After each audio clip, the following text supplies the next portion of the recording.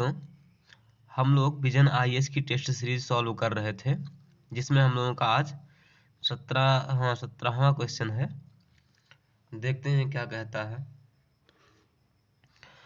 उच्चतम न्यायालय supreme court के सलाहकार क्षेत्राधिकार के संदर्भ में निम्नलिखित कथनों पर विचार कीजिए।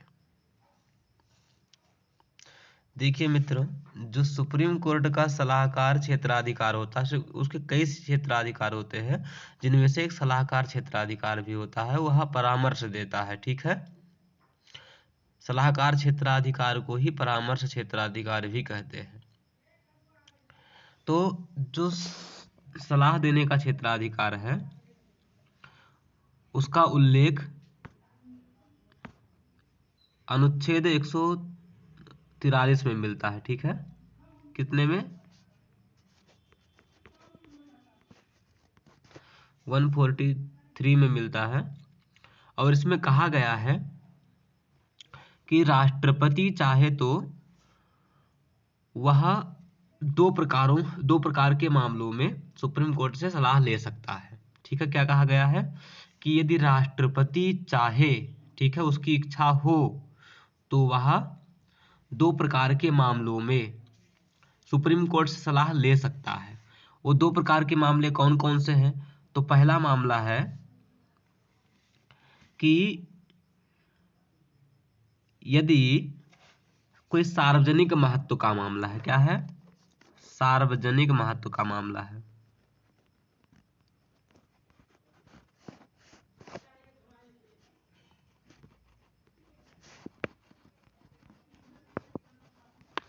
यदि कोई सार्वजनिक महत्व का मामला है तो उस पर राष्ट्रपति सुप्रीम कोर्ट से सलाह मांग सकते हैं, ठीक है। और याद रखिए, जो पहला वाला है ना, तो इसमें सुप्रीम कोर्ट की इच्छा, वो चाहे तो सलाह दे या न दे, सुप्रीम कोर्ट की अपनी मर्जी। अर्थात राष्ट्रपति उससे सलाह मांग सकता है, किंतु सुप्रीम कोर्ट चाहे तो सलाह दे और चाहे न दे। और यदि मान लीजिए सुप्रीम कोर्ट सलाह दे भी देता है तो वह राष्ट्रपति के लिए बाध्य नहीं है, ठीक है। हमने आपको इसमें इस दो बातें बताई कि सार्वजनिक महत्व का जो मामला होता है, उसमें सुप्रीम कोर्ट की इच्छा, यदि वह सलाह देना चाहता है तो दे सकता है, ठीक है। और इच्छा नहीं है तो नहीं भी दे सकता। अर्थात सुप्रीम कोर्ट यहाँ पर बाध्य नहीं है। और यदि सुप्रीम कोर्ट सलाह दे देता है तो राष्ट्रपति भी सुप्रीम कोर्ट की सलाह मानने के लिए बाध्य नहीं है, ठीक है। वो सुप्रीम कोर्ट की सलाह माने चाहे ना माने, वो स्वतंत्र है, ठीक है। अर्थात यहाँ पर दोनों, सुप्रीम कोर्ट भी स्वतंत्र है और राष्ट्रपति भी स्वतंत्र है। किंतु जो दूसरा मामला है, हमने आपको बताया कि दो प्रकार के मामलों में राष्ट्रपति सुप्रीम कोर्ट से सलाह मांग सकता है। तो एक तो हमने आपको बता दिया कि सार्वजनिक महत्व का मामला होगा तो सलाह मांगेगा। और दूसरा क्या होता है कि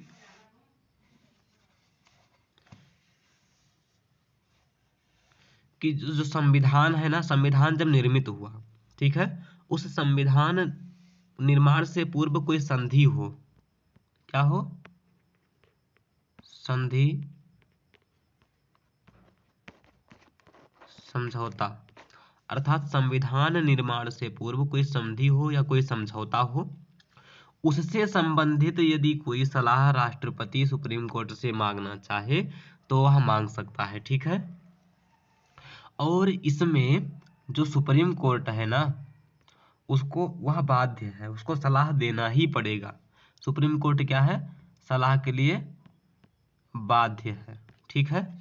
किंतु इसमें राष्ट्रपति सलाह मानने के लिए बाध्य नहीं है। समझ में आया कि नहीं आया?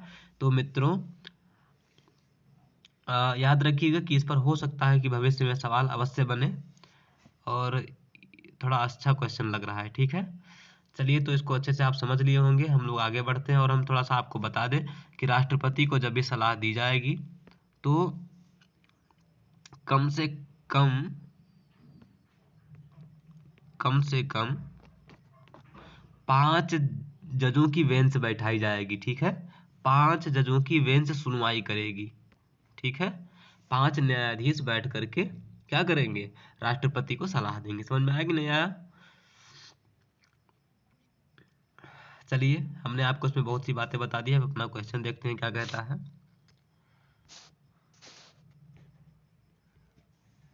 उच्चतम न्यायालय के सलाहकार क्षेत्राधिकार के संदर्भ में निम्नलिखित कथनों पर विचार कीजिए। भारत का राष्ट्रपति सार्वजनिक महत्व के मामले या विधि के किसी प्रश्न पर परामर्श हेतु उच्चतम न्यायालय को निर्देशित कर सकता है। एकदम सही है ये वाला।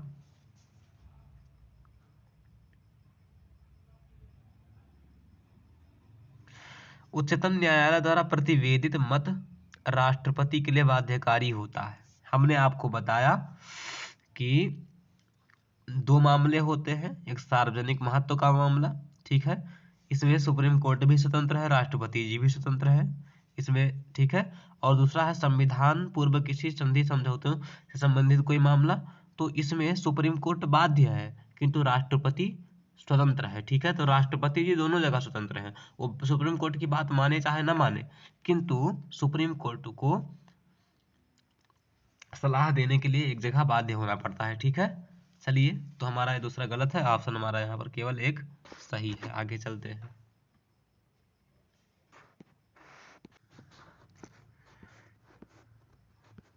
चलिए मित्रों, ये करंट अफेयर्स का क्वेश्चन है, इसको हम लोग नहीं देखेंगे, और क्योंकि इसको पढ़ने से कोई फायदा नहीं है, ये प्रीवियस ईयर का है। आगे चलते हैं। देखिए, निम्नलिखित कथनों पर विचार कीजिए। भारत सरकार की ओर से विधिक रूप से अधिकृत सभी भुगतान भारत की संचित निधि से किए जाते हैं। अच्छा, यहाँ पर देखिए, आप ध्यान से देखें तो यहाँ पर संचित निधि पूछी जा रही है, लोक लेखा समिति पूछी जा रही है, और आकस्मिकता निधि, ठीक है। अर्थात 3 प्रकार की निधियों को यहाँ पूछा जा रहा है, ठीक है। हमारे संविधान में 3 प्रकार की निधियों का वर्णन है, ठीक है। कौन कौन है? तो पहला है संचित निधि,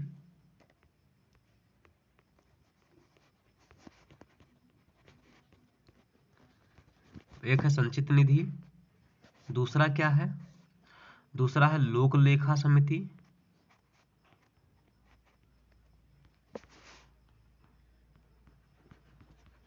ठीक है। और तीसरा है आकस्मिक निधि, आकस्मिक निधि, ठीक है।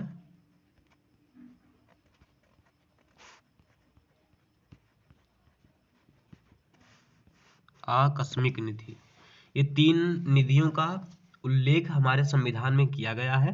संचित निधि, लोक लेखा निधि, सॉरी मैं समिति लिख दिया हूँ, निधि समझना है, और आकस्मिक निधि, ठीक है। 3 निधियों का वर्णन हमारे संविधान में किया गया है। और जो भारत की संचित निधि है उसका वर्णन कहाँ है? तो उसका, भारत की संचित निधि का वर्णन 266 के क्लॉज 1 में है। और भारत की लोक लेखा जो समिति है उसका वर्णन हमें अनुच्छेद 266 के क्लॉज 2 में देखने को मिलती है।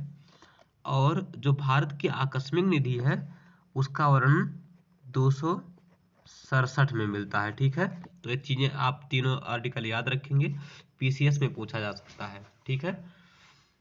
अब हम लोग तीनों निधियों के बारे में थोड़ा सा जानकारी ले लेते हैं, फिर आगे चलते हैं, ठीक है। देखिए मित्रों, जो भारत की संचित निधि होती है, यहाँ तीनों निधियों में, ठीक है, संचित, लोक लेखा और आकस्मिक, इन तीनों निधियों में यह सबसे बड़ी निधि होती है। संचित निधि क्या होती है? सबसे बड़ी निधि होती है। और इसमें भारत सरकार द्वारा प्राप्त जितने भी सभी प्रकार के राजस्वों का इसमें क्या किया जाता है, मतलब इसी में रखा जाता है। भारत की संचित निधि में ही भारत सरकार द्वारा प्राप्त सभी जो टैक्स होते हैं उनको रखा जाता है, ठीक है। और भारत सरकार जो ऋण प्राप्त करती है, ब्याज प्राप्त करती है, ठीक है। और गवर्नमेंट जो कंपनियां होती हैं उनका मुनाफा भी क्या किया जाता है, संचित निधि में ही रखा जाता है। इस बात को याद रखिएगा। और ये जो भारत की संचित निधि है यह किसके अधीन है? तो संसद के अधीन है। क्या है? संसद के अधीन है। इसका अभिप्राय ये है कि जब भी हमें मतलब जब भी सांसदों को संचित निधि से पैसा निकालना होगा तो उनको विनियोग विधेयक पारित करके ही उसको निकाला जा सकता है, ठीक है, उसके बिना नहीं निकाला जा सकता है। इतनी बातें याद रखिए। और जो हमारी लोक लेखा समिति है, लोक मतलब होता है, आप लोग जानते ही है कि जनता, ठीक है, तो जिसमें जनता का पैसा रखा जाता है उसे क्या कहते हैं? लोक लेखा समिति कहते हैं, ठीक है। और इसमें जो जनता का पैसा है वो धरोहर के रूप में रखा जाता है।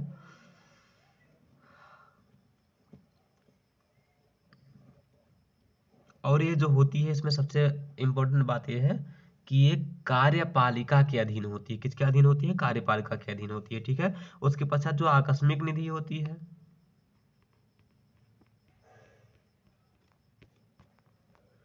आकस्मिक निधि,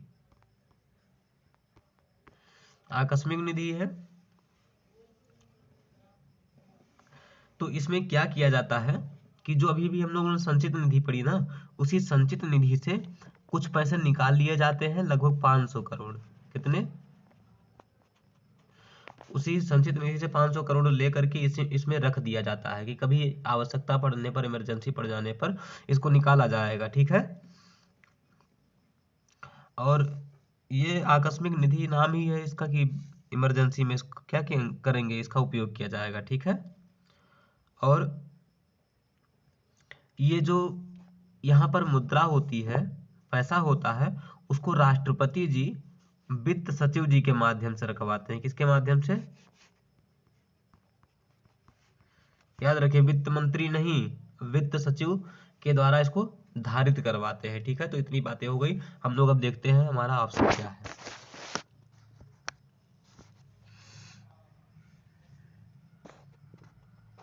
भारत सरकार की ओर से विधिक रूप से अधिकृत सभी भुगतान भारत की संचित निधि से किए जाते हैं। यह ऑप्शन सही है। और भारत के लोक लेखा से भारत के लोक लेखा से भुगतान संसदीय विनियोग के बिना किया जा सकता है। हाँ, हमने आपको बताया कि कार्यपालिका के अधीन होती है इसलिए किया जा सकता है, ठीक है। भारत की आकस्मिकता निधि को भारत के राष्ट्रपति की ओर से वित्त सचिव के द्वारा धारित किया जाता है। भारत की आकस्मिकता निधि, हाँ सही है, ठीक है। तीनों क्वेश्चन हमारे यहाँ पर, मतलब तीनों जो ऑप्शन है वो सही है, ठीक है। ऑप्शन सी हमारा सही हो जाएगा। चलिए,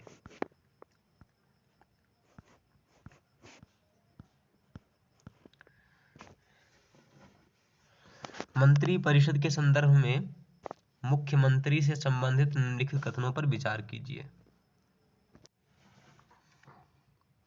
मंत्री परिषद के संदर्भ में मुख्यमंत्री से संबंधित, किसके बारे में? मुख्यमंत्री से संबंधित निम्नलिखित कथनों पर विचार कीजिए। मुख्यमंत्री मंत्रियों के मध्य विभागों को विभाजित करता है। मुख्यमंत्री की मृत्यु होने से मंत्री परिषद विघटित हो जाता है। देखिए, यदि आपने केंद्र में प्रधानमंत्री पढ़ा है ना, तो लगभग चीजें, प्रायः 90% चीजें मुख्यमंत्री से मिलती जुलती हैं, ठीक है। अभी हम आपको मुख्यमंत्री जी का कुछ कार्य बता देते हैं, उसी से आपका क्वेश्चन सॉल्व हो जाएगा। देखिए, जैसे आप केंद्र में देखते होंगे प्रधानमंत्री जी को, राष्ट्रपति जी को, सॉरी, तो राष्ट्रपति जी जो है प्रधानमंत्री की सलाह पर क्या करते हैं? अन्य मंत्रियों की नियुक्ति करते हैं, ठीक है। तो उसी प्रकार जो राज्यपाल है वह मुख्यमंत्री की ही सहायता पर क्या करता है? अन्य मंत्रियों की नियुक्ति करता है, ठीक है। नियुक्ति हो गई, ठीक है। तो नियुक्ति के लिए मुख्यमंत्री सलाह देता है, इसका एक कार्य हो गया। दूसरा, और जो वहाँ केंद्र है वहां पर प्रधानमंत्री जी ही क्या करते हैं? मंत्रालयों का बंटवारा करते हैं। उसी प्रकार राज्य में मुख्यमंत्री जी भी क्या करते हैं, मंत्रालयों का बंटवारा करते हैं, ठीक है, सभी मंत्रियों के बीच में। और फेर बदल करते हैं कि मतलब जिसको चाहे, किसी को चाहे तो गृह मंत्रालय दे दें, तो और गृह मंत्रालय और रक्षा मंत्रालय सौंप दे किसी मतलब फेर बदल कर सकते हैं, किसी को रक्षा मंत्रालय दे करके गृह मंत्रालय ले ले, किसी को इसी प्रकार चेंज कर सकते हैं, ठीक है। चलिए,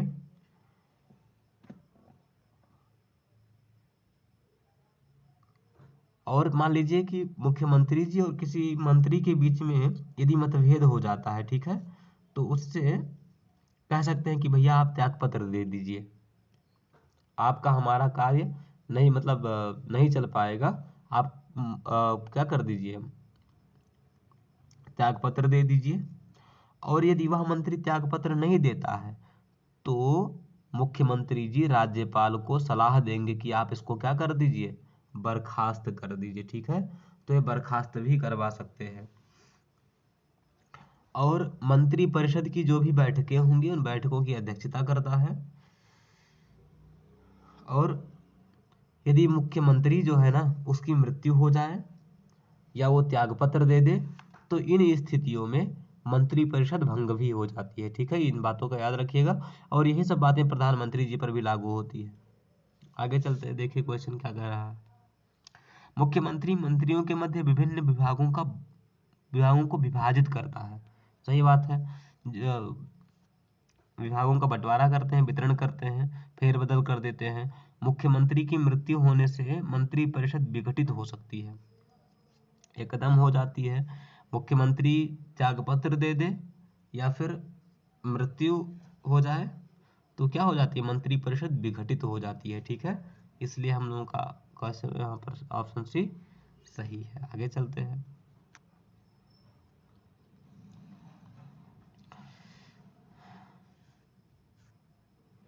राज्य सूची में संसदीय विधायन के संदर्भ में निम्नलिखित कथनों पर विचार कीजिए जब राज्यसभा इस आशय का प्रस्ताव पारित करती है। अच्छा, देखिए हम इस क्वेश्चन के बारे में आपको मतलब राज्य सूची, केंद्र सूची, सॉरी राज्य सूची, संघ सूची और समवर्ती सूची के बारे में आपको पहले बता चुके हैं, लेकिन एक बार हम फिर से आपको बताएंगे, ठीक है। देखिए, संविधान की जो 7वीं अनुसूची है,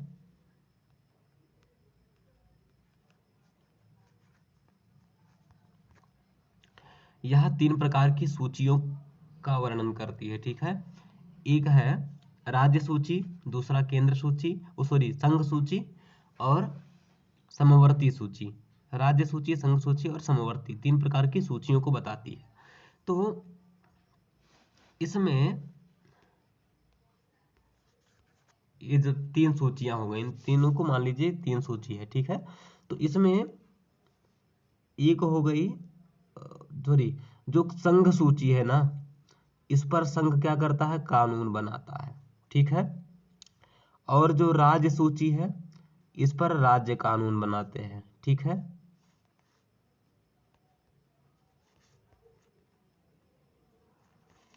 और जो समवर्ती सूची है इस पर संघ और राज्य दोनों कानून बनाते हैं, ठीक है। अब जो संघ है वह संघ सूची पर तो कानून बनाता ही है, ठीक है। और कुछ ऐसी परिस्थितियां आती हैं जिन स्थितियों में यह राज्य सूची पर भी कानून बना सकता है, इसके द्वारा राज्य सूची पर भी कानून बनाया जा सकता है, जिसको अभी हम बताएंगे, अभी धैर्य धारण कीजिए, ठीक है। उसके पश्चात जो समवर्ती सूची है, इस समवर्ती सूची पर जब राज्य और संघ कानून बनाएंगे, ठीक है, तो इस स्थिति में जो संघ द्वारा निर्मित कानून होगा वह अधिक शक्तिशाली होगा, ठीक है, वह उसका अधिक प्रभाव रहेगा। इस बात को याद रखिए कि समवर्ती सूची में यदि एक ही विषय पर राज्य द्वारा और संघ द्वारा कोई कानून बनाया जाता है तो इस स्थिति में संघ द्वारा बनाया गया जो कानून है वह अधिक प्रभावी होगा, ठीक है। ये बात हो गई। और दूसरा राज्य सूची पर हमने आपको बताया कि जो संसद है ना वो राज्य सूची पर भी कानून बना सकता है, अर्थात मतलब यही है कि संघ सूची पर भी कानून बनाता है, राज्य सूची पर भी बनाता है और समवर्ती सूची पर भी कानून बनाता है। ठीक है, अब राज्य सूची पर आप सोच रहे होंगे कि राज्य सूची पर कैसे कानून बनाता है भाई, राज्य सूची पर तो उसका अधिकार है नहीं। तो देखिए कुछ परिस्थितियां हैं जिन परिस्थितियों में राज्य सूची पर भी कानून बना सकता है। ठीक है, कौन कौन सी स्थितियां हैं, तो एक स्थिति यह है कि जो राज्यसभा होती है ना, वह प्रस्ताव पारित कर दे कि भैया राज्य सूची पर आप कानून बना दीजिए। ठीक है, तो एक स्थिति यह हो गई कि राज्यसभा यदि प्रस्ताव पारित करती है कि आप हमारे राज्य सूची के विषय पर कानून बना दीजिए, तो संसद क्या करेगी, राज्य सूची के विषय पर कानून बनाएगी। एक बात तो ये हो गई, और दूसरी बात ये हो गई कि 356 या 352, ठीक है, 356 में है राष्ट्रपति शासन और 352 में है राष्ट्रीय आपात। तो यदि राष्ट्रपति शासन और राष्ट्रीय आपात देश में लग जाता है, उसकी घोषणा हो जाती है, तो उस स्थिति में भी राष्ट्रपति संसद राज्य सूची के विषय पर कानून बनाती है। ठीक है, ये बात याद रखिएगा। इसको दूसरे तरीके से भी प्रश्न पूछा जा सकता है। तो ये स्थिति हो गई।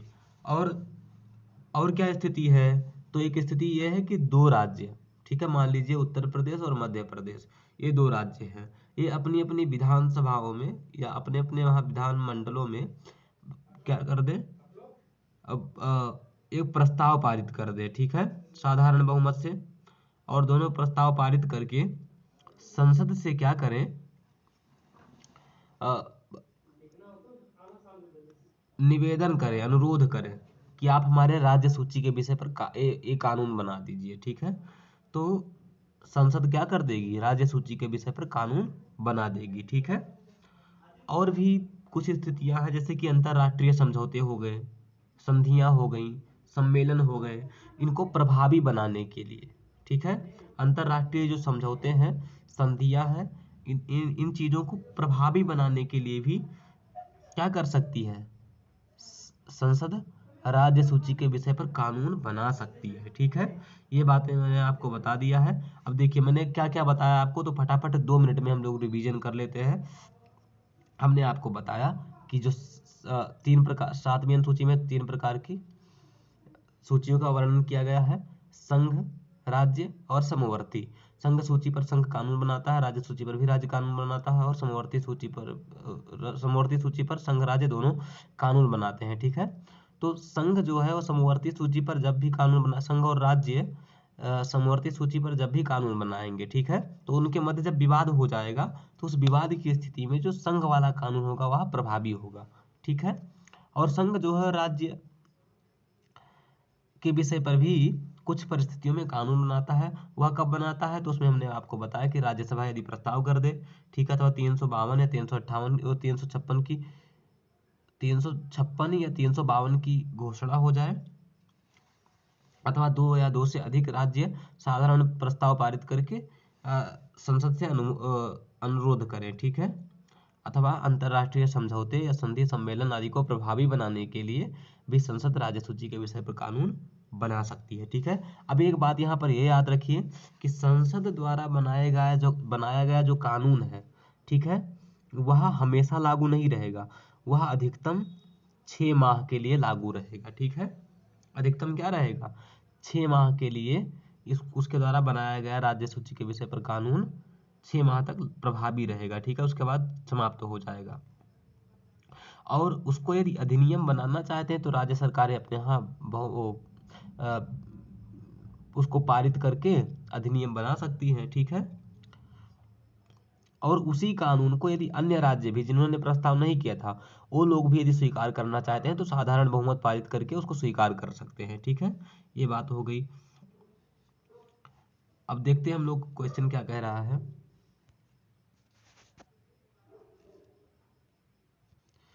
राज्य सूची में संसदीय विधायन के संदर्भ में निम्नलिखित कथनों पर विचार कीजिए। जब राज्यसभा इस आशय का प्रस्ताव पारित करती है, अच्छा, जब राज्यसभा प्रस्ताव पारित करती है कि आप हमारे विषय पर कानून बना दीजिए, तो क्या स्थिति होती है। ठीक है, ऐसा कह रहा है। देखिए, जब राज्यसभा विशेष बहुमत से प्रस्ताव पारित करती है तो संसद राज्य सूची में प्रगणित किसी भी विषय पर विधि निर्माण कर सकती है। ठीक है, सही बात है। आगे, विधि तब तक लागू रहती है जब तक इसे संसद के किसी अधिनियम द्वारा निरसित नहीं कर दिया जाता। ये ऑप्शन गलत है, हमने आपको बताया कि अधिकतम 6 माह तक लागू रहेगा। ठीक है। आगे, यह समान विषय पर विधि बनाने के लिए राज्य विधायिका की शक्ति को प्रतिबंधित करता है।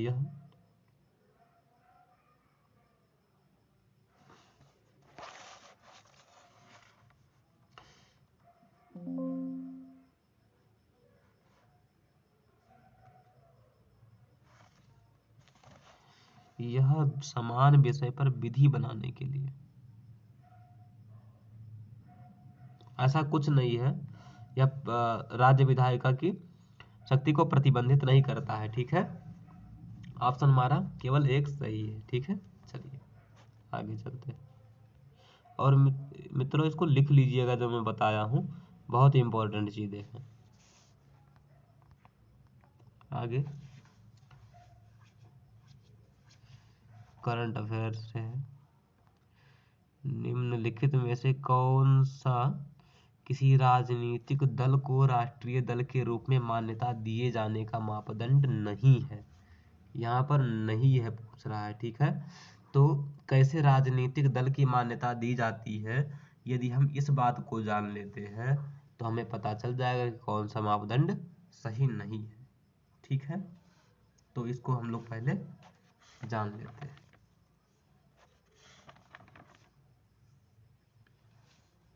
देखिए, जो वर्तमान समय है ना, इस समय में कुछ शर्तें हैं, उन शर्तों पर राजनीतिक दल की मान्यता दी जाती है। ठीक है, यदि वो शर्तें आप पूरी कर लेते हैं तो उन शर्तों के आधार पर आपको राष्ट्रीय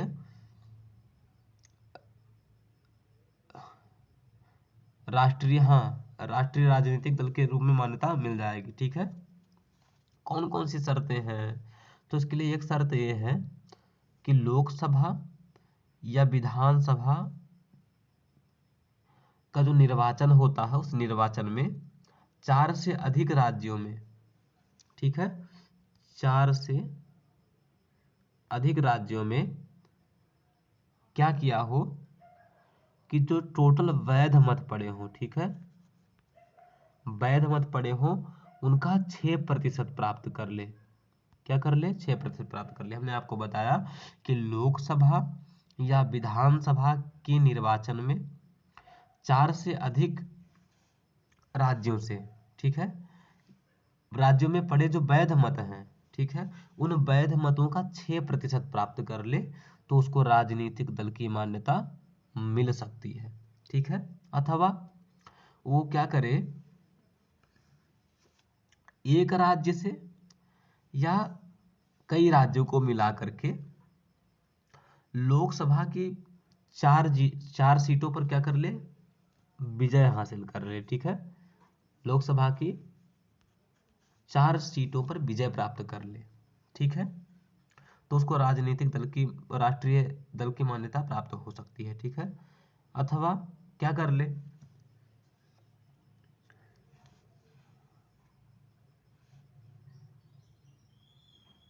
जो लोकसभा निर्वाचन है ना, लोकसभा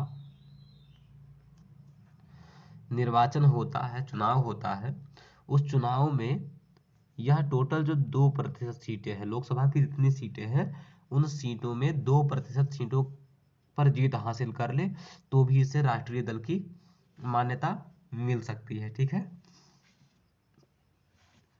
लेकिन ये जो 2% सीटें हैं, ये कितने राज्यों से? तो 3 राज्यों से निर्वाचित होनी चाहिए। कितने राज्यों से? लोकसभा की 2% सीटें यदि 3 राज्यों से वह प्राप्त कर लेता तो भी उसको राष्ट्रीय दल की मान्यता मिल जाएगी। ठीक है,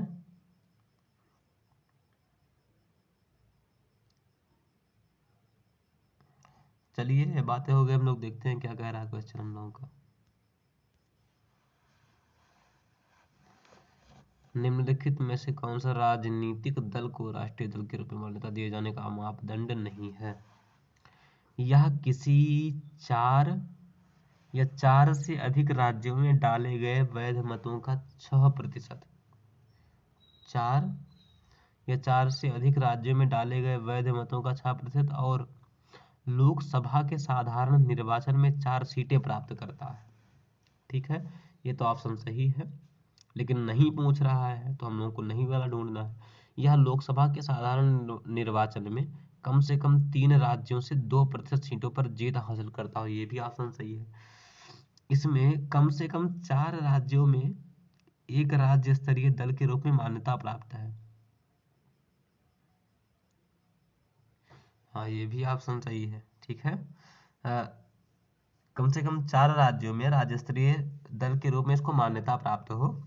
ठीक है, तो भी क्या हो जाता है, तो भी उसे राष्ट्रीय दल घोषित कर दिया जाता है। ठीक है, ये भी ऑप्शन सही है। अब ये वाला हम लोग का गलत होगा, डी वाला। यह साधारण निर्वाचन में कम से कम 4 राज्यों में डाले गए कुल वैध मतों का 8% प्राप्त करता है।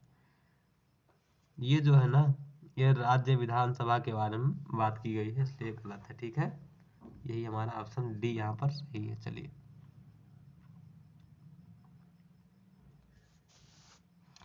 भारतीय संविधान के निम्नलिखित अनुच्छेदों में से कौन सा वार्षिक बजट से संबंधित है? चलिए, बजट के बारे में हम लोग जान लेते हैं। देखिए, जो बजट है ना, उस बजट का प्रावधान अनुच्छेद 112 के अंतर्गत किया गया है। किसमें किया गया है? अनुच्छेद 12 के अंतर्गत किया गया है। लेकिन याद रखिए, बजट तो हम लोग कहते हैं, किंतु हमारा संविधान बजट को बजट नहीं कहता है, अपितु हमारा संविधान इसको वार्षिक वित्तीय विवरण कहता है। क्या कहता है? वार्षिक वित्तीय विवरण, एनुअल फाइनेंशियल स्टेटमेंट। क्या कहता है? Annual financial statement. बजट नहीं कहता है। ठीक है, ये प्रश्न आपसे पूछा जा सकता है कि संविधान में बजट शब्द का प्रयोग है, ऐसा करके ऑप्शन दे दिया जाएगा। ठीक है, तो आपको वहां पर क्या लगाना है? गलत। बजट शब्द का हमारे संविधान में कहीं भी प्रयोग नहीं है। ठीक है, हमारे यहाँ पर क्या शब्द प्रयुक्त है? तो वार्षिक वित्तीय विवरण या एनुअल फाइनेंशियल स्टेटमेंट, इसका प्रयोग है। ठीक है, अब इसके इतिहास के बारे में जान लेते हैं थोड़ा सा। तो याद रखिए कि जो हम लोगों का शायद 1853 का जो चार्टर आया था, उसी में कंपनी के शासन को समाप्त कर दिया गया था और ब्रिटिश सरकार को शासन सौंप दिया गया था। ठीक है, ब्रिटिश सरकार शासन कर रही थी, तो उसी समय बजट पेश किया गया था। ठीक है, किसके द्वारा? तो वहां के वित्त मंत्री जेम्स विल्सन के द्वारा बजट को पेश किया गया था। ठीक है, कब पेश किया गया था? तो 1860 में। 1860 से ही जेम्स विल्सन के द्वारा बजट की शुरुआत हुई हम लोगों के यहाँ। ठीक है, और बजट का अभिप्राय क्या है? तो बजट का मतलब ये होता है कि एक वित्तीय वर्ष में सरकार के द्वारा अनुमानित जो प्राप्ति होती है, अर्थात आय, ठीक है, और जो व्यय होता है, उसका विवरण ही बजट कहलाता है। ठीक है, वार्षिक वित्तीय विवरण, धन से संबंधित एक वर्ष में जितनी वित्तीय संबंधित मामले हैं, आय और व्यय संबंधित, उसी को बजट कहा जाता है। ठीक है, और जो हमारे यहाँ वित्तीय वर्ष है वर्तमान में, वह 1 अप्रैल को शुरू होता है और 3 मार्च तक चलता है। कब तक चलता है? मतलब सॉरी, 3 मार्च तक नहीं, मतलब 31 मार्च तक चलता है। 1 अप्रैल से शुरू होकर के 31 मार्च तक चलता है। ठीक है, 31 मार्च को समाप्त हो जाता है। समझ में आ गया होगा आप लोगों को। हमने आपको बहुत कुछ बता दिया। हमने बताया कि बजट का उल्लेख अनुच्छेद संविधान के अनुच्छेद 112 में मिलता है और इसकी शुरुआत 1860 में हुई। किसके द्वारा? तो जेम्स विल्सन के द्वारा। ठीक है, और हमने आपको ये भी बताया कि हमारे संविधान में कहीं भी बजट शब्द का प्रयोग नहीं है। क्या है, क्या प्रयोग है उसके स्थान पर? तो वार्षिक वित्तीय विवरण या एनुअल फाइनेंशियल स्टेटमेंट का प्रयोग है। ठीक है, और बजट का मतलब क्या होता है? तो बजट का मतलब ये होता है कि एक वित्तीय वर्ष में सरकार के द्वारा अनुमानित प्राप्ति, ठीक है, अर्थात कितना हमें प्राप्त होने वाला है आने वाले वर्ष में, और व्यय मतलब हम कितना खर्च करेंगे, इन सभी को क्या करता है, इन सभी का विवरण ही बजट कहलाता है। ठीक है। और तो ऑप्शन हमारा यहाँ पर क्या है? अनुच्छेद, अच्छा, तो हमारा यही ऑप्शन सी सही है। लेकिन अनुच्छेद 110 में क्या, अनुच्छेद 111 में क्या, अनुच्छेद 123 में क्या है? ठीक है। तो अनुच्छेद 123 में अध्यादेश है, राष्ट्रपति जी जब संसद के कोई भी सदन, हाँ सॉरी सॉरी सॉरी, तो संसद में जब सत्र नहीं चल रहा होता है उस समय राष्ट्रपति जी अध्यादेश जारी करते हैं। ठीक है। और अनुच्छेद 111 में क्या है? तो इसमें है कि राष्ट्रपति जी, मतलब दोनों सदन से विधेयक पारित हो गया, उसके पश्चात विधेयक राष्ट्रपति जी के पास आएगा। ठीक है, ऐसा उसमें वर्णन मिलता है। और 110 में कहा गया है कि कौन सा विधेयक धन विधेयक है, इसका अंतिम निर्णय लोकसभा अध्यक्ष करेगा। ठीक है, कौन करता है? कौन सा विधेयक धन विधेयक है, इसका अंतिम निर्णय लोकसभा स्पीकर करते हैं। ठीक है।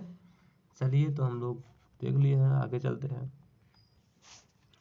स्वतंत्रता के पश्चात भारत ने first past the post system को अंगीकृत किया। निम्नलिखित में से कौन सा इसको अंगीकृत किए जाने का कारण नहीं है?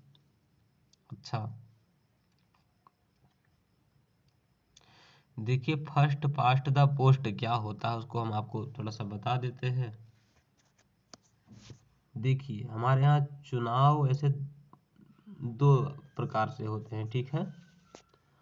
एक तो होता है आनुपातिक प्रतिनिधित्व की एकल संक्रमणीय मत पद्धति के द्वारा होता है, और एक होता है first past the post system. ठीक है। तो first past the post system क्या है कि जैसे मान लीजिए कोई व्यक्ति है, ये बी सी ये व्यक्ति है। ठीक है। इसमें से ए को मिल गया 55 वोट, अर्थात मतलब 100 व्यक्ति है, यहाँ पर 100 लोग हैं वोट डालने वाले, 100 मतदाता हैं, और 100 मतदाताओं में से 55 लोगों ने ए को वोट दिया। ठीक है। तथा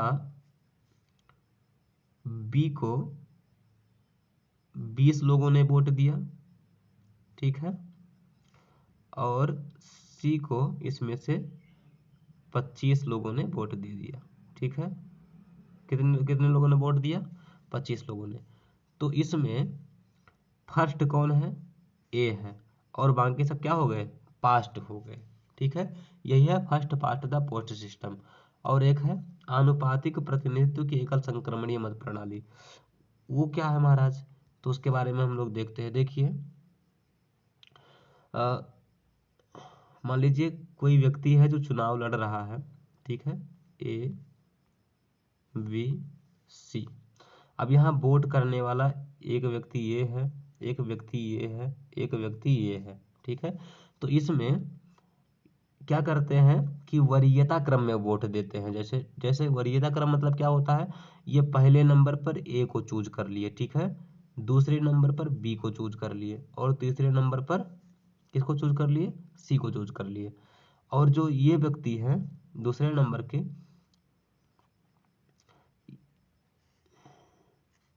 ये दूसरे नंबर के जो व्यक्ति हैं वो ए को दूसरे नंबर पर वोट देते हैं। ठीक है। और बी को पहले नंबर पर वोट देते हैं, और सी को तीसरे नंबर पर वोट देते हैं। ठीक है। और जो तीसरे नंबर के व्यक्ति हैं ये ए को पहले नंबर पर देते हैं, और इसको दूसरे पर, और इसको तीसरे पर, इस प्रकार वोट दे दिए। अब ये आनुपातिक, अब इसमें क्या किया जाएगा? जो जो पहले वरीयता क्रम में आया होगा उसी को विजेता घोषित कर, मतलब जिसके पास पहला ये जो है ना वरीयता क्रम, जिसके पास अधिक होगा उसी को विजेता घोषित कर दिया जाएगा। ठीक है। तो यही है अनुपातिक मत पद्धति की एकल संक्रमण प्रणाली। अब इसमें देखिए कि ये तो मान लीजिए जीत गए, बाकी जितने मत हैं सब क्या हो गए? बर्बाद हो गए, है कि नहीं?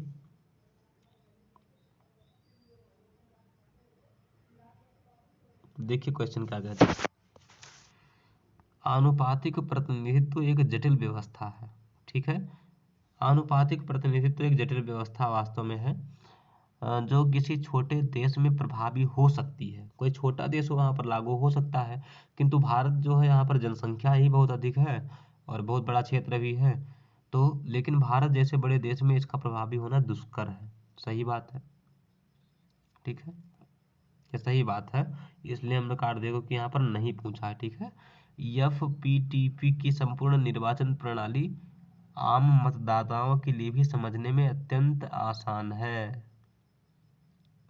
सही बात है, उनको सीधा पता चल जाता ना कि इस व्यक्ति को इतना वोट मिला, इस व्यक्ति को इतना वोट मिला तो ये जीत गया, ऐसा उनको पता चल जाता जल्दी से, ठीक है, आसानी से। और FPTP का टीपी एक निर्वाचन क्षेत्र आधारित प्रणाली है। और प्रतिनिधित्व किसी एक क्षेत्र के लिए उत्तरदायी होता है। प्रतिनिधि जो होता है, जो इस क्षेत्र से चुना जाएगा, उसी क्षेत्र के लिए क्या होगा, उत्तरदायी होगा, ठीक है। आगे फर्स्ट पोस्ट में मतदाताओं को प्रायः किसी एक दल को चुनने के लिए कहा जाता है। किसी एक दल, हाँ, दल को तो चुनने के लिए कहा जाता है, जैसे बीजेपी या ऐसा कुछ। और प्रतिनिधियों का निर्वाचन दलों की सूचियों के आधार पर किया जाता है। यह ऑप्शन गलत है, ठीक है। चलिए, निम्नलिखित कथनों पर विचार कीजिए।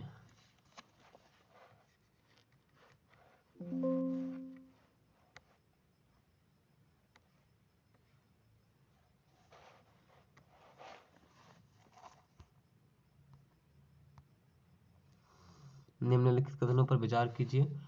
उच्चतम न्यायालय के न्यायाधीश का अधिकतम कार्यकाल 6 वर्ष है। उच्चतम न्यायालय के बारे में उच्चतम न्यायालय के जो न्यायाधीश जी हैं, मैं उनके बारे में आपको पहले भी बता चुका हूँ और भी बता देता हूँ थोड़ा सा।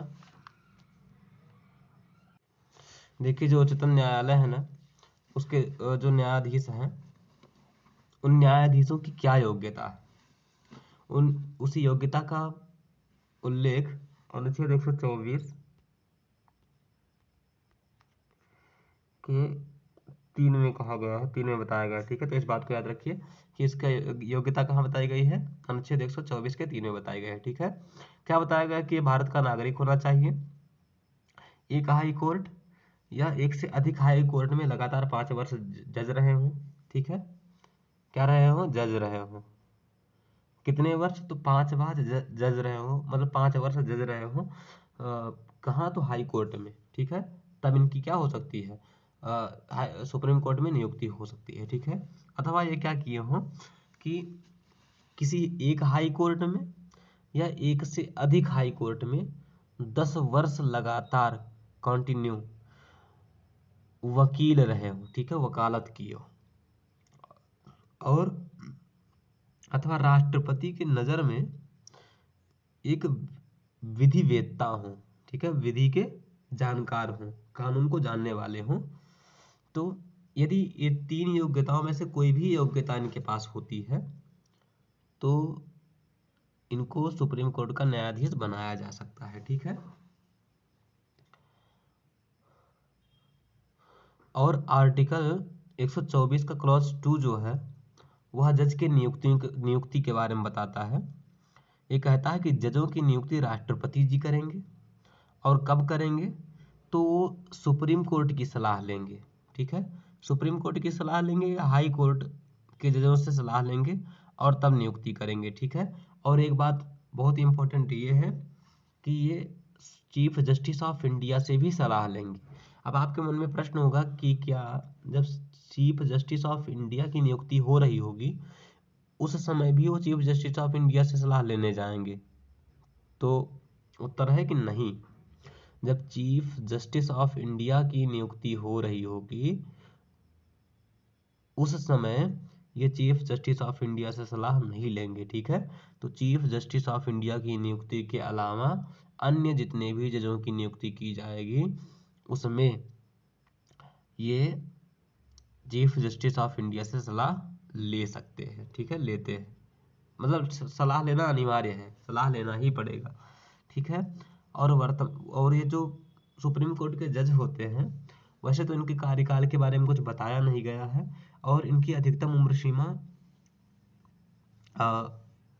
65 वर्ष होती है। ठीक है, वर्तमान में इनकी जो नियुक्ति है वह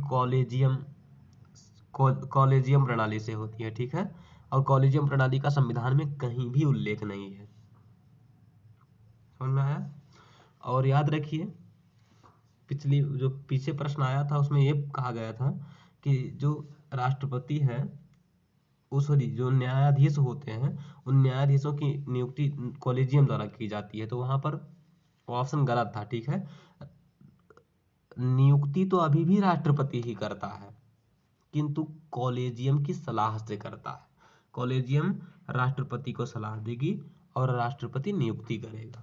ठीक है, चलिए आगे चलते हैं, देखते हैं क्या कहता है क्वेश्चन। उच्चतम न्यायालय के न्यायाधीश का अधिकतम कार्यकाल 6 वर्ष है। भैया उसके कार्यकाल के बारे में कोई भी उल्लेख नहीं मिलता है। उच्चतम न्यायालय का कोई न्यायाधीश भारत के मुख्य न्यायाधीश से को संबोधित लेख द्वारा अपना पद त्याग सकता है। याद रखिए कि इसको जब भी अपना पद त्यागना होगा तो यह राष्ट्रपति जी को क्या दे देंगे, राष्ट्रपति को अपना त्याग पत्र देंगे। ठीक है, ये अपना त्याग पत्र राष्ट्रपति को देते हैं, ये CGI को नहीं देते हैं। दोनों ऑप्शन हमारे यहाँ क्या है, गलत है। ठीक है, ऑप्शन डी सही हो जाएगा। आगे चलते हैं। राज्य विधान मंडल के विशेषाधिकार निम्नलिखित में से किन तक विस्तारित है? राज्य विधान मंडल के विशेषाधिकार, देखिए ये हो गए राज्य विधान मंडल। ठीक है, विधान मंडल के 3 अंग होते हैं। कौन कौन अंग होते हैं? तो एक हो गई विधान सभा और एक हो गई विधान परिषद, और इसका एक अंग और होता है राज्यपाल। ठीक है,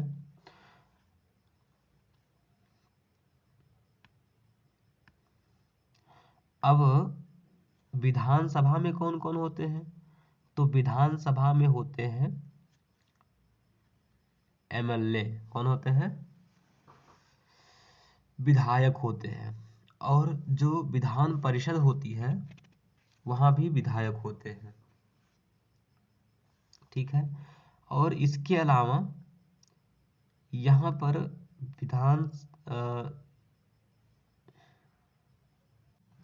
देखिए यहाँ पर जो 2 सदन होते हैं, विधानसभा और विधान परिषद, इसमें विधायक लोग शामिल होते हैं तथा यहाँ पर एक महाधिवक्ता भी होते हैं, वो भी शामिल होते हैं। ठीक है, और मंत्रीगण भी शामिल होते हैं और तथा पीठासीन अधिकारी, दोनों सदनों के जो पीठासीन अधिकारी रहते हैं वो भी इसमें सम्मिलित रहते हैं। ठीक है, तो इन्हीं को विशेषाधिकार प्राप्त होते हैं। समझ में आया? विशेषाधिकार मतलब ये हुआ कि जैसे कि सदन में जो भी कार्यवाही हो रही है, कार्यवाही में ये लोग जो भी आपस में करेंगे वो मामला न्यायालय तक नहीं जा सकता है। ठीक है, और ये भी प्रावधान है, मतलब ये भी कहा गया है कि सत्र संचालन के 40 दिन पूर्व तथा 40 दिन बाद तक इनको गिरफ्तार नहीं किया जा सकता। ठीक है, ये सब विशेषाधिकार ही है। देखिए विशेषाधिकार किसको प्राप्त होते हैं? तो विशेषाधिकार जो है राज्यपाल जी को प्राप्त नहीं होता है, क्योंकि ये विधानमंडल के एक अंग होते हैं। ठीक है, ये वहां के सदस्य नहीं होते हैं। आगे, विधान परिषद का सभापति, हाँ, विधान परिषद का सभापति भी क्या होता है? विधायक ही होता है। विधानसभा के सदस्य इनको भी प्राप्त होता है। विधान परिषद के सदस्य इनको भी प्राप्त होता है। राज्य का महाधिवक्ता, इसको भी प्राप्त होता है। ठीक है, तो राज्यपाल को नहीं प्राप्त होता है, इसलिए ऑप्शन हमारा कौन सा सही हो जाएगा? सी। ठीक है, 2, 3, 4 और 5 को विशेषाधिकार प्राप्त होते हैं।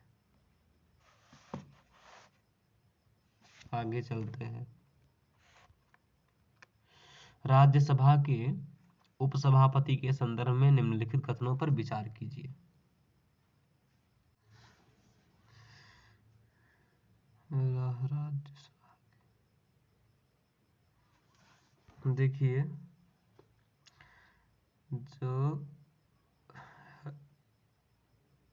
ये मान लीजिए हो गई संसद, संसद में 2 सदन, एक राज्यसभा और एक लोकसभा, 2 सदन हो गए। इन दोनों सदनों में 2-2 पीठासीन अधिकारी होते हैं, ठीक है। दोनों सदनों में दो पीठासीन, एक जैसे मान लीजिए राज्यसभा है तो इसमें 2 पीठासीन अधिकारी हैं, एक सभापति जी हैं, ठीक है, और एक उपसभापति, ठीक है।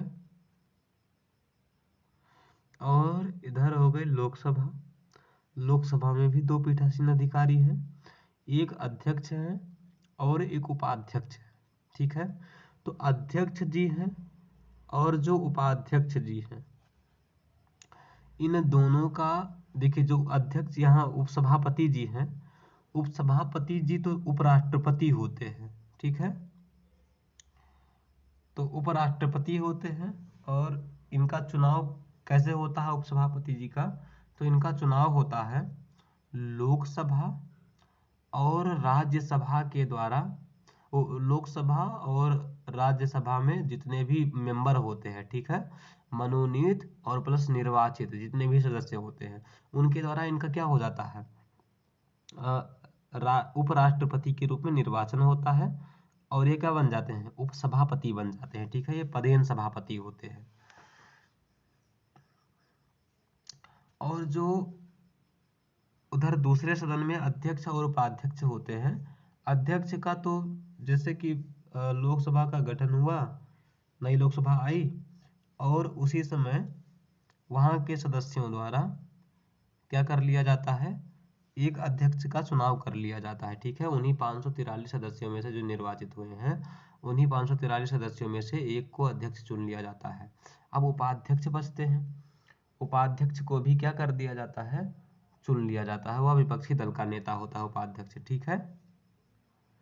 और चुनाव किसके द्वारा होता है, अध्यक्ष और उपाध्यक्ष का, तो अध्यक्ष और उपाध्यक्ष का चुनाव लोकसभा के जो मेंबर ऑफ पार्लियामेंट होते हैं, ठीक है, एमपी लोग होते हैं, सांसद लोग होते हैं, उनके द्वारा चुना जाता है, ठीक है। सिर्फ लोकसभा के सांसदों द्वारा चुना जाता है, ठीक है, इतनी बात याद रखिए।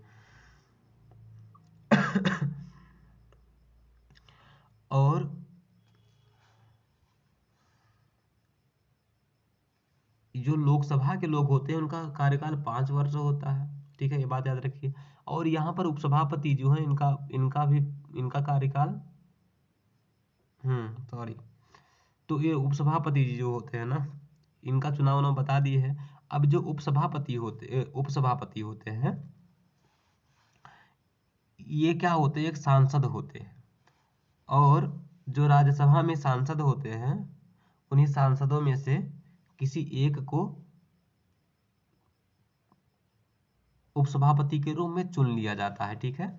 और इसमें वोट कौन डालते हैं, तो इसमें वोट सिर्फ डालते हैं राज्यसभा के सदस्य डालते हैं, ठीक है। राज्यसभा के सदस्यों द्वारा उपसभापति का चुनाव किया जाता है और इनका कार्यकाल 6 वर्ष है। वैसे भी आप लोग जानते होंगे कि जो राज्यसभा है वह स्थायी सदन है और जो लोकसभा अस्थायी सदन है, ठीक है। ये विघटित हो जाती है, विघटित नहीं होती है, सब बातें आप लोग जानते होंगे। चलिए हम लोग क्वेश्चन देखते हैं क्या कह रहा है।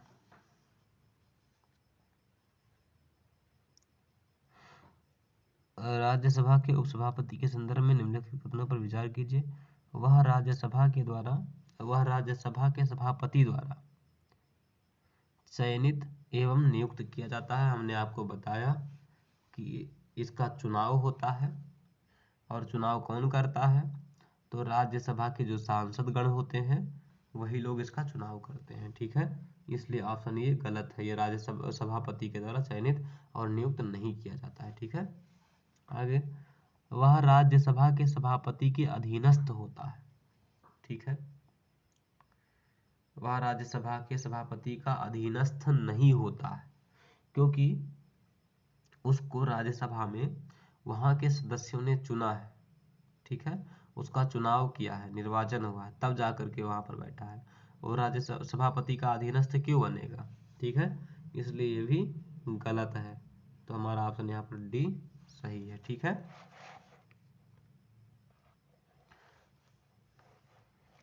आगे चलते हैं।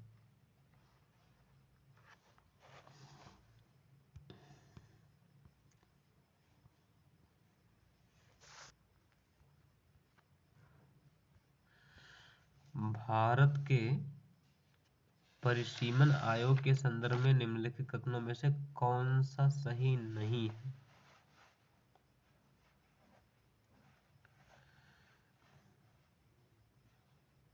देखिए, जो परिसीमन आयोग है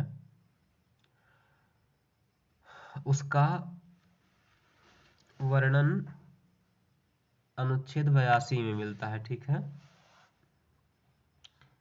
क्रमशः 79, 80, 81, 82 इसमें संसद है, इसमें राज्यसभा, इसमें लोकसभा, इसमें परिसीमन आयोग है। ठीक है, तो ये जो परिसीमन आयोग है उसके अध्यक्ष सुप्रीम कोर्ट के एक रिटायर्ड जज होते हैं। कौन होते हैं? परिसीमन आयोग के अध्यक्ष सुप्रीम कोर्ट के रिटायर्ड एक जज होते हैं, जिनकी नियुक्ति माननीय राष्ट्रपति द्वारा की जाती है। ठीक है, राष्ट्रपति जी इनके अध्यक्ष की नियुक्ति कर देते हैं। ठीक है, और इसका कार्य क्या है?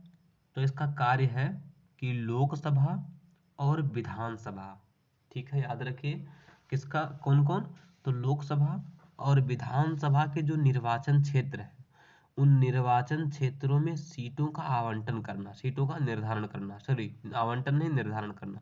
जैसे मान लीजिए कि हर वर्ष कुछ ना कुछ जनसंख्या बढ़ती घटती रहती है। ठीक है, तो जनसंख्या के अनुसार सीटों का ये क्या करते हैं, निर्धारण करते हैं। तो इसीलिए इनका गठन किया जा सकता है। और याद रखिए कि यह एक अस्थाई आयोग है। क्या है? यह एक अस्थाई आयोग है और इसकी जब जरूरत पड़ती है तभी इसको गठित किया जाता है। ठीक है, ऐसे गठित नहीं किया जाता है। और अभी तक यह 4 बार गठित हो चुकी है। इस आयोग का गठन 4 बार किया जा चुका है। कब कब किया गया है? तो इसका 1952 में प्रथम बार गठन किया गया, दूसरी बार 1962 में, ठीक है, और तीसरी बार 1972 में इसका गठन किया गया, और उसके बाद 2002 में इसका गठन किया गया। अब आप लोग इसमें एक बार एक चीज देखें तो 52, 62, 72 और 2002 ऐसी संख्याएं आ रही हैं।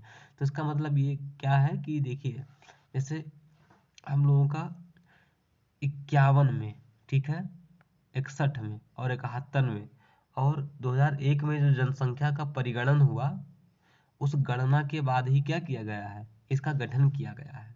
ठीक है, और सीटों का निर्धारण किया गया है। याद रखिए कि 2002 के बाद अभी तक परिसीमन आयोग का गठन नहीं किया गया है। ठीक है, आगे चलते हैं, क्या कह रहा है क्वेश्चन। परिसीमन आयोग के संदर्भ में निम्नलिखित कथनों में से कौन सा सही नहीं है? यह संसद द्वारा अधिनियमित परिसीमन अधिनियम के तहत गठित एक अस्थाई सॉरी गठित एक स्थायी निकाय है। हमने आपको बताया कि ये क्या है, ये अस्थायी निकाय है। इसका गठन कब होता है? तो जब आवश्यकता पड़ती है तब होता है। ठीक है, और यह अधिनियमित नहीं है, अभी तो ये संवैधानिक है। इसका आर्टिकल 82 में उल्लेख है। आगे, परिसीमन लोकसभा या किसी राज्य विधानसभा के प्रत्येक साधारण निर्वाचन पर लागू होगा। सही बात है ये। ठीक है,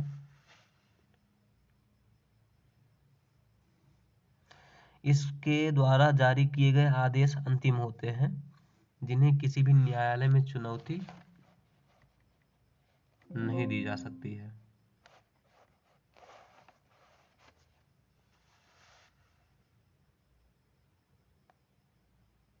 सही ऑप्शन है। ठीक है, आगे, संसदीय और विधानसभा निर्वाचन क्षेत्रों का वर्तमान परिसीमन वर्ष 2001 की जनगणना पर आधारित है। ये भी ऑप्शन सही है। उसके बाद अभी भी किसी भी परिसीमन आयोग का गठन नहीं किया गया है, इसलिए हमारा ये और ये ठीक है सही है, और ऊपर वाला जो है गलत है। ठीक है, तो बी, सी और डी ऑप्शन हमारा सही है, और पहला वाला क्या है, गलत है। और इसने गलत ही पूछा है। आगे चलते हैं। लोक प्रतिनिधित्व अधिनियम 1951 के संदर्भ में निम्नलिखित कथनों पर विचार कीजिए। इसे लोकसभा और राज्यों की विधानसभाओं में सीटों के आवंटन का प्रावधान करने के लिए अधिनियमित किया गया था। नहीं, ऐसा नहीं है। इसके लिए 1950 लोक प्रतिनिधित्व अधिनियम गठित किया गया था। ठीक है, ये वाला सही नहीं है। चलिए, इसमें वास्तविक संचालन के लिए प्रावधान, जैसे संसद की सदस्यता हेतु अर्हताएं और निरर्हताएं शामिल हैं। सही ऑप्शन है। इसमें योग्यता और अयोग्यता का बताया गया है। ठीक है, बताया गया है कि भारत का नागरिक होना चाहिए, पागल ना हो, दिवालिया ना हो, सब क्या है, योग्यताएं और अयोग्यताएं ही हैं, जिसका वर्णन इसमें किया गया है। केवल दो हमारा सही है। ठीक है, आगे चलते हैं। निम्नलिखित मामलों में से किसमें राज्यपाल अपने संवैधानिक विवेकाधिकार का प्रयोग कर सकता है? देखिए, जो राज्यपाल जी होते हैं उनको कई प्रकार की शक्तियां प्राप्त होती हैं। ठीक है, कुछ संवैधानिक शक्तियां होती हैं और कुछ विवेक पर उनके निर्भर करती हैं। ठीक है, तो संवैधानिक शक्तियां जैसे क्या हो गई, जैसे कि सीएम की नियुक्ति करना है। ठीक है, यह संवैधानिक शक्ति हो गई। ठीक है, महाधिवक्ता इत्यादि जो होते हैं उनकी नियुक्ति करना है, यूपी पीसीएस इत्यादि के जो चेयरमैन होते हैं उनकी नियुक्ति करना है। ये सब क्या है, इनकी संवैधानिक शक्ति है। तथा इनकी विवेकाधीन शक्ति जो है ना, वो दो प्रकार की होती है। एक तो संविधान में उल्लिखित विवेकाधिकार शक्ति, और दूसरा परिस्थिति पर निर्भर करने वाली विवेकाधिकार शक्ति। ठीक है, दो प्रकार की विवेकाधिकार शक्तियां इनकी, संवैधानिक है और पारिस्थितिक है। ठीक है, परिस्थिति को देख करके जान लेने वाली। तो देखिए, जो संवैधानिक है ना, उसमें एक ये हो गया, आर्टिकल 200 है, अनुच्छेद 200। अनुच्छेद 200 इसमें ये कहा गया है कि राष्ट्रपति किसी भी विधेयक को, ओ सॉरी, राज्यपाल जो है ना, वह किसी भी विधेयक को राष्ट्रपति के लिए आरक्षित कर सकता है। ठीक है, तो इसके तहत इसका मतलब ये स्वयं चाहे तो क्या कर सकता है, अपने विवेकाधीन शक्ति का प्रयोग करके इसको आरक्षित कर सकता है। ठीक है, और भी उसमें आप 356 पढ़े होंगे, उसमें भी कहा गया है कि ये राज्यपाल जी क्या करते हैं, वो संवैधानिक तंत्र की विफलता की जानकारी राष्ट्रपति को देते हैं, राष्ट्रपति क्या करते हैं, शासन लगाते हैं। ये भी इनका संवैधानिक विवेकाधिकार है। ठीक है, और इनका पारिस्थितिक विवेकाधिकार क्या है, तो पारिस्थितिक विवेकाधिकार ये है कि जैसे मान लीजिए विधानसभा में त्रिशंकु सभा हो गई है। ठीक है, क्या हो गई है, त्रिशंकु सभा हो गई है। तो त्रिशंकु सभा की स्थिति में ये मुख्यमंत्री की नियुक्ति कर सकते हैं। ठीक है, और इनके पास मंत्री परिषद को बर्खास्त करने की शक्ति होती है, मंत्री परिषद को विघटन करने की भी इनकी विवेकाधीन शक्ति होती है। ठीक है, तो कई प्रकार की इनको शक्तियां प्राप्त है। देखते हैं ऑप्शन क्या कह रहा है। यदि मंत्री परिषद ने अपना बहुमत खो दिया है तो राज्य विधानसभा का विघटन करना। सही बात है। राष्ट्रपति शासन लागू करने के लिए सिफारिश करना।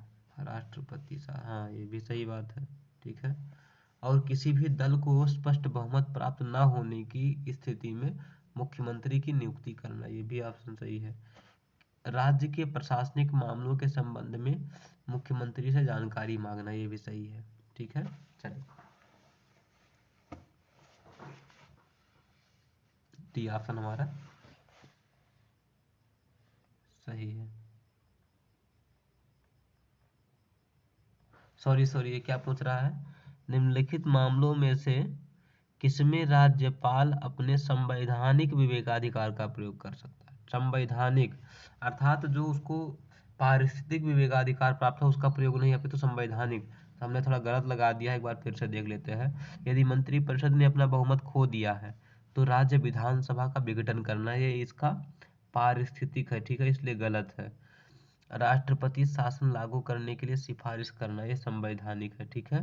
किसी भी दल को स्पष्ट बहुमत प्राप्त न होने की स्थिति में, ये इसका पारिस्थितिक विवेकाधिकार है। ठीक है। और राज्य के प्रशासनिक मामलों के संबंध में मुख्यमंत्री से जानकारी, ये संवैधानिक है। ठीक है, हमारा ऑप्शन यहाँ पर सी सही है। ठीक है। चलिए,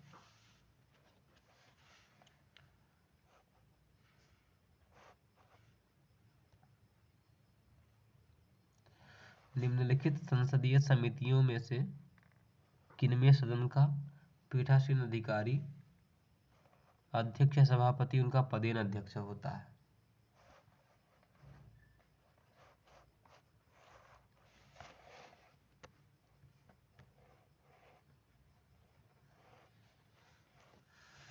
सामान्य प्रयोजन समिति, नियम समिति, कार्य मंत्रणा समिति।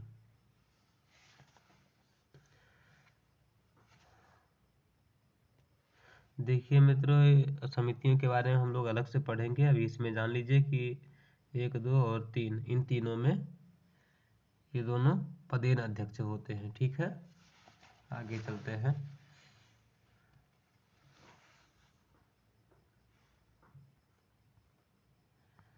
निम्नलिखित में से किनके निर्वाचन में राज्य विधानसभा के सदस्य भाग ले सकते हैं?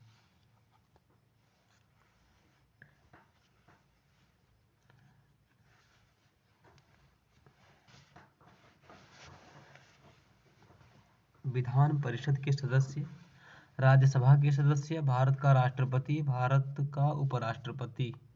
अभी अभी हम लोगों ने क्वेश्चन पीछे जो क्वेश्चन था उसमें हम लोगों ने देखा था कि भारत का जो उपराष्ट्रपति होता है ना, उसका चुनाव लोकसभा और राज्यसभा के दोनों सदनों के आल सदस्य के द्वारा, जितने भी सदस्य होते हैं सभी सदस्यों के द्वारा उसका चुनाव किया जाता है। ठीक है। और इसमें विधानसभा का कोई रोल नहीं होता है, इसलिए चौथा हमारा गलत है, याद रखिए इसको। ठीक है। अब 3 बचा, 3 के बारे में हम लोग जान लेते हैं। भारत का जो राष्ट्रपति है ना, इस राष्ट्रपति का निर्वाचक मंडल कौन कौन होता है? तो राष्ट्रपति का निर्वाचक मंडल होती है राज्य की विधानसभाएं, ठीक है, प्लस विधान परिषद। ठीक है। और जो यूटी है, यूटी में मतलब कुछ क्षेत्र, जैसे यूटी में कौन कौन है, तो दिल्ली मान लीजिए, पुदुचेरी मान लीजिए, और जम्मू एंड कश्मीर, ये जो 3 है इनके यहाँ विधानसभाएं भी है। ठीक है। तो यहाँ इन तीनों के विधानसभा, विधान परिषद और यूटी की जो विधानसभाएं हैं, इनके जो निर्वाचित सदस्य हैं, याद रखिए इतनी बात, इनके निर्वाचित सदस्य। ठीक है।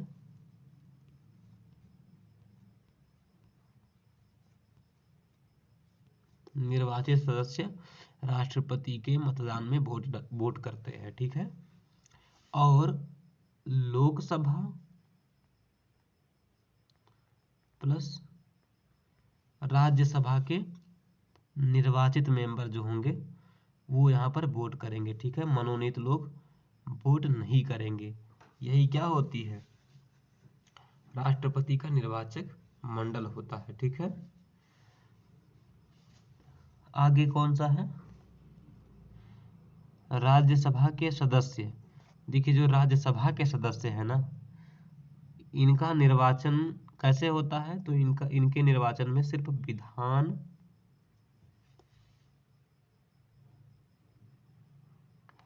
विधानसभा के सदस्यों द्वारा ही इनका क्या किया जाता है? मतदान किया जाता है। ठीक है, अर्थात राज्यसभा के जो सदस्य होते हैं उनका निर्वाचन सिर्फ विधानसभा के सदस्यों द्वारा किया जाता है। ठीक है, विधान परिषद भाग नहीं लेती है, इतना याद रखिएगा। और तो ये दोनों चीजें हो गई, यहाँ पर विधानसभा भाग ले रही है इन दोनों जगहों पर, और ये जो विधान परिषद है ना, यहाँ पर भी विधानसभा भाग लेती है, क्योंकि यहाँ पर कई जगहों से सदस्य चुन करके आते हैं। जैसे 1/3 सदस्य हैं, उनका निर्वाचन कौन करता है? तो उनका निर्वाचन एमएलए लोग करते हैं। ठीक है, अर्थात उस राज्य के जो एमएलए होंगे वो उनका निर्वाचन करेंगे। ठीक है, विधान परिषद के जो सदस्य होंगे। तथा कुछ लोग होते हैं जिनका निर्वाचन नगर पालिका द्वारा किया जाता है, जिला बोर्ड के द्वारा किया जाता है। ठीक है, तो कुछ 1/3 सदस्य वो हो जाते हैं, और कुछ कुछ सदस्य होते हैं जिनका शिक्षकों के द्वारा, छात्रों के द्वारा निर्वाचन होता है। ठीक है, तो कहने का मतलब ये है कि यहाँ पर भी विधानसभा क्या लेती है? भाग लेती है। तो हमारा ये तीनों क्या है? सही है, और एक गलत है। ठीक है, उपराष्ट्रपति गलत है। तो हमारा ऑप्शन क्या हो जाएगा? 1, 2 और 3 सही है। संसद की प्राक्कलन समिति के संदर्भ में निम्नलिखित कथनों में पर विचार कीजिए। देखिए, जो प्राक्कलन समिति होती है इसमें 30 मेंबर होते हैं। कितने? 30 सदस्य होते हैं, और ये 30 के 30 सदस्य लोकसभा से होते हैं। ठीक है, और लोकसभा से होते होंगे, आपके मन में प्रश्न आएगा कि क्या यहाँ के मंत्री भी होते हैं? तो भैया मिनिस्टर लोग यहाँ के सदस्य नहीं होते हैं। ठीक है, मात्र कौन होते हैं? लोकसभा के मेंबर होते हैं। और ये जो 30 सदस्य होते हैं इनका निर्वाचन होता है। ठीक है, इनका चुनाव किया जाता है, चुनाव करके इनको भेजा जाता है। ठीक है, और जो प्राक्कलन समिति है उसका अध्यक्ष कौन होता है? तो उसका जो अध्यक्ष रहता है उन्हीं में से किसी एक को लोकसभा के जो स्पीकर रहते हैं वो नियुक्त कर देते हैं। ठीक है, लोकसभा स्पीकर के द्वारा एक लोग इन्हीं में से नियुक्त कर दिए जाते हैं। ठीक है, अध्यक्ष के रूप में। और ये जो है प्राक्कलन समिति, यह सबसे पहले 1921 में इसको प्रारंभ किया गया, और 1950 में प्रथम बार जॉन मथाई जी ने क्या किया था? इसका गठन किया था। ठीक है, समिति का गठन किसने किया था पहली बार? 1950 में जॉन मथाई ने किया था। देखते हैं क्वेश्चन क्या कहता है। इसका गठन सर्वप्रथम वर्ष 1950 में कृष्ण मेनन समिति की सिफारिशों पर। गलत। ठीक है, इसमें संसद के दोनों सदस्यों के सदस्य होते हैं, ये भी गलत। इसमें सिर्फ लोकसभा के सदस्य होते हैं। ठीक है, किसी मंत्री को इसके सदस्य के रूप में निर्वाचित किया जा सकता है, लेकिन उसे इसके अध्यक्ष के रूप में नियुक्त नहीं किया जा सकता। ये ऑप्शन गलत है, क्योंकि हमने आपको बताया कि यहाँ पर कोई भी मंत्री नहीं जा सकता, इसलिए ये क्या है? डी ऑप्शन सही है।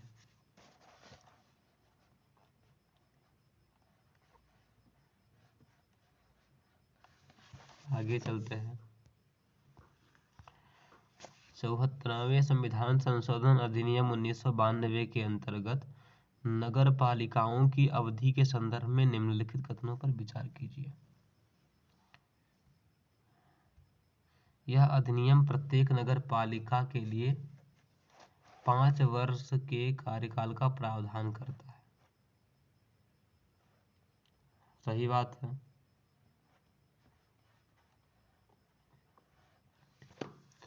दूसरा, विघटन पर गठित की गई नगर पालिका उस अवधि के केवल शेष भाग के लिए बनी रहेगी। ये भी सही बात है। ठीक है, अर्थात जब भी विघटित होगी फिर दोबारा निर्वाचित जो नगर पालिका होगी वह जो शेष काल बाकी रहेगा उसी समय के लिए रहेगी। ठीक है, दोनों ऑप्शन यहाँ सही है। ऑप्शन कौन सा? सी सही हो जाएगा।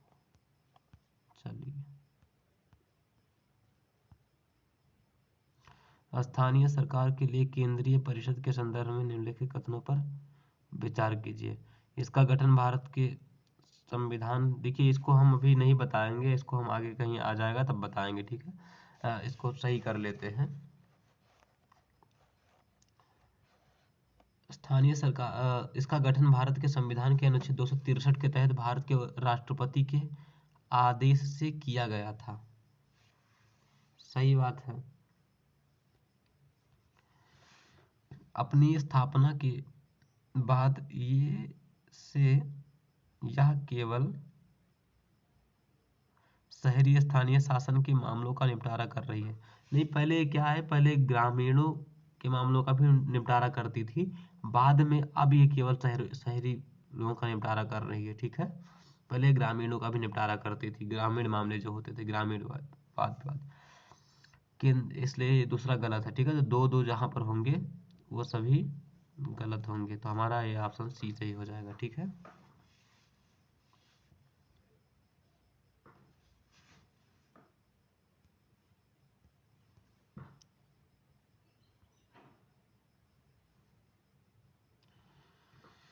लोकसभा के विघटित होने पर निम्नलिखित दशाओं में से किसमें कोई विधेयक व्यपगत नहीं होता है?